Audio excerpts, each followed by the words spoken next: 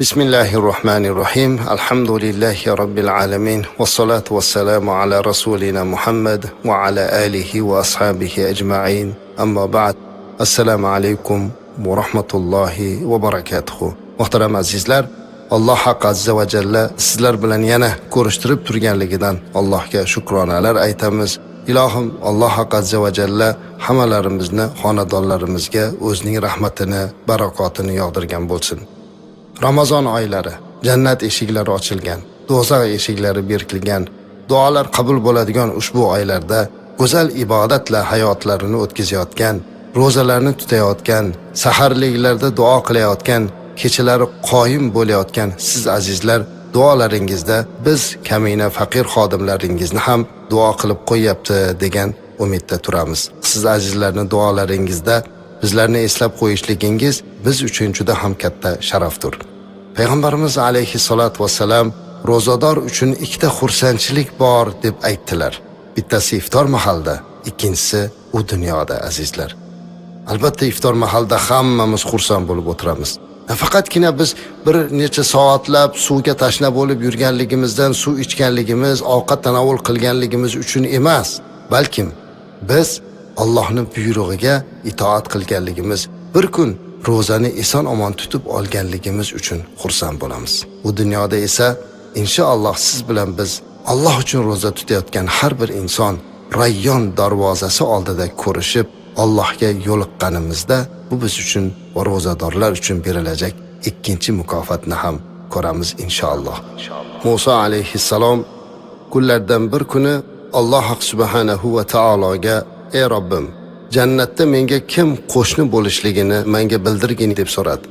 Robbimiz azza va jalla Musa alayhissalomga uning qo'shnisi bir yosh yigit bo'lishligini, hozir qaysidir bir qishloqda oddiy bir qassob ekanligini xabarini berdi.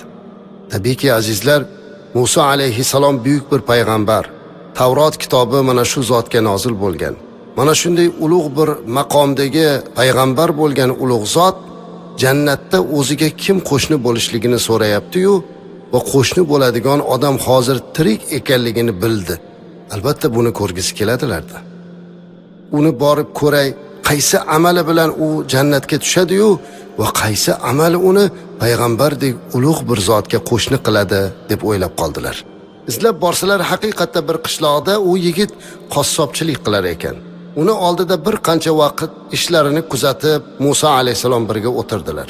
Go'shtlarini sotib bo'lgandan keyin ozginagina go'shtdan o'ziga nasiba oldi-da Musa alayhisalomni oldilariga chiqdi. Musa alayhisalom orqasidan poylab borib, uyiga yetib borganda u yigitdan iltimos qildiki, "Uyingizda Alloh uchun mehmon bo'lsam" dedi. Yigit "Marhaba, xush kelibsiz" dedilar. Musa alayhisalom o'zlarini payg'ambar ekanliklarini aytmadilar. Musa alayhisalomni o'tkazib yonlariga dasturxonda solib taom pishirib kelgandan keyin qo'llariga idishlarga solingan taomni olib keldi-da, uyni bir burchagida ilib qo'yilgan bir savatchani oldi. Musa alayhisalom qarab turibdi, bir uzoqdan nimaligini ko'rmay hayron bo'ldilar. U savatchani ichidan kiyimlarni oldi, tozaladi, so'ng taomlardan olib o'zi og'zida solib chaynab u yerdagi zotga ovqat yegizdi. Keyin bir oz duo qilib ilib qo'ydi yana joyiga. Qaytib kelgandan keyin Musa alayhisalom hayron bo'ldi. "Ey bolam, men hayronman. Alloh uchun mehmon bo'lib keldim, taom pishirdingiz, lekin odatda taomni birinchi mehmonga berar edi. Siz mana bu savatdagiga berdingiz. U nima edi? Men tushunmadim" dedi. Shunda u yigit: "Ey Allohning mehmoni" dedi. "Men sizni ranjitishlik niyatida emasman. Haqiqatda taomni birinchi sizga bermoqligim lozim edi, ammo tarki odat bo'ladi. Bu savatchada u nima edi deyotganingiz, bu meni onam bo'ladilar. Onamni yoshlari juda katta bo'lib, kichkinagina bo'lib qolganlar. Mana shu savatga solib ehtiyot qilaman. Xizmatkor olay desam mablag'im yetmaydi. Taomda onamga xuddi men yoshligimda tishlarim yo'qlik mahalda qanday chaynab yegizgan bo'lsalar, mana shunday yumshatib onamga ovqat yegizaman. To onamga ovqat yegizib bo'lmagunimga qadar men ovqat yeya olmayman" dedi. Musa alayhisalom hayratlanib ketdilar. "Orqasidan duo qildingiz, bolam?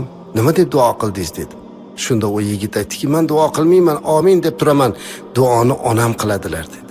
"Nima deb duo qildi?" dedilar Musa alayhisalom. "Har safar men onamga ovqat yegizib, onamni parvarish qilganimdan keyin onam qo'llarini ochib, bolam, men sendan roziman. Ilohim jannatga kirgin, jannatda Muso payg'ambarga qo'shni bo'lgin deb duo qiladi dedilar. Bu gapni eshitar ekan, Muso alayhisalomning ko'zlariga yosh keldi. Onangni duosi mustajab bo'libdi dedilar. Men o'sha Muso payg'ambar bo'laman. Sen menga jannatda qo'shni bo'lishingni Alloh menga bildirdi dedilar. Azizlar, onaning duosi jannat darvozasi. Siz ham mana shunday qiling. Onangizga mehr ko'rsating. Taom yegizing, duosini oling, jannatiy bo'lib oling. Payg'ambarimiz alayhi salatu vassalam jannat onalarning oyog'i ostidadir deb bekorga aytmaganlar. Alloh hamma onasi borlarni mana shunday baxt bilan o'zi mukofotlagan bo'lsin.